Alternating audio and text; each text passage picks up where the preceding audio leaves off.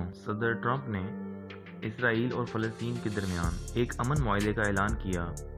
ان کا کہنا تھا کہ انہوں نے اسرائیل اور فلسطین کے درمیان امن کروانے کے لیے نیا راستہ ڈھونڈ نکالا ہے اور اس سے فلسطینیوں کو وہ ریاست ملے گی جس کا وہ مطالبہ کرتے ہیں۔ سننے کی حد تک تو یہ بات ٹھیک لگتی ہے، لیکن اس کی سچائی یہ ہے کہ اس منصوبے میں اسرائیل کو وہ سب کچھ دیا گیا ہے جو وہ چاہتا ہے،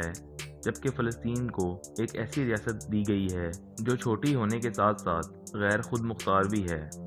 فلسطین کی سرزمین تقریباً 4000 سال سے حق و باطل کے درمیان میدان جنگ بنی ہوئی ہے۔ یہودی یہاں 13ویں صدی قبل از مسیح داخل ہوئے اور مار دار کر کے یہاں غلبہ حاصل کر لیا۔ حضرت داؤد اور حضرت سلیمان کے ذریعے انہیں یہاں حکمرانی ملی، پھر ان کی نافرمانیوں کے سبب ان پر اللہ کا عذاب رومیوں کی صورت میں نمودار ہوا، جنہوں نے ان کے شہر یروشلم اور ہیکل سلیمانی تباہ کر کے یہاں سے جلا وطن کر دیا۔ پھر گزشتہ صدی میں انہوں نے سازش اور مسیحی گٹھ جوڑ سے یہاں اپنی غاصبانہ ریاست اسرائیل بنوا لی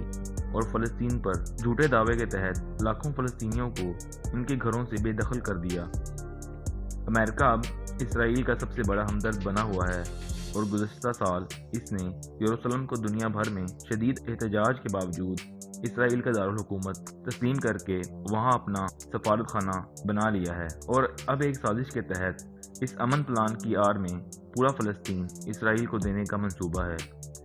اس دوران اسرائیل اور فلسطین کے درمیان کئی امن مذاکرات کے دور بھی ہوئے جن کی میزبانی امریکہ نے کی، لیکن اس سب میں امریکہ کی اولین ترجیح اسرائیلی خواہشات اور اس کی حفاظت رہی ہے۔ صدر ٹرمپ امریکہ کی طاقت کے بارے میں فخر کا اظہار کرنے کا کوئی موقع نہیں چھوڑتے۔ ان کا خیال ہے کہ امریکہ کی عسکری اور اقتصادی طاقت انہیں اجازت دیتی ہے کہ وہ اپنی منمانی کریں، لیکن وہ شاید یہ نہیں جانتے کہ اللہ نے مسلمانوں سے وعدہ کیا ہے، جیسے کہ قرآن مجید میں ارشاد باری تعالیٰ ہے، مسلمانوں کے لیے اللہ ہی کافی ہے اور وہ بہترین کارساز ہے۔ ٹرمپ کے کاغذات اقوام متحدہ کی قراردادوں کی کھلی خلاف ورزی بھی ہیں۔ فلسطینی صدر محمود عباس نے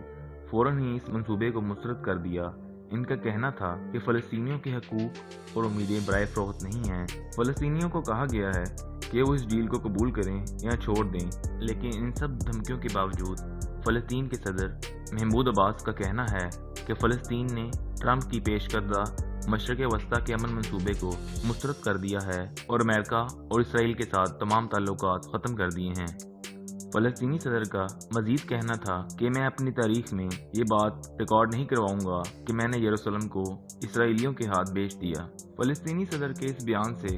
یوں محسوس ہوتا ہے کہ وہ اپنا نام ان سرفروشوں کی فہرست میں لکھوانا چاہتے ہیں جنہوں نے یروشلم کی حفاظت کے لیے سر دھر کی بازی لگا دی، نہ کہ ان لوگوں کی صف میں جنہوں نے اپنا ایمان فروش کر کے فلسطین اپنا قبلہ اول یہودیوں کے ہاتھ فروخت کر دیا۔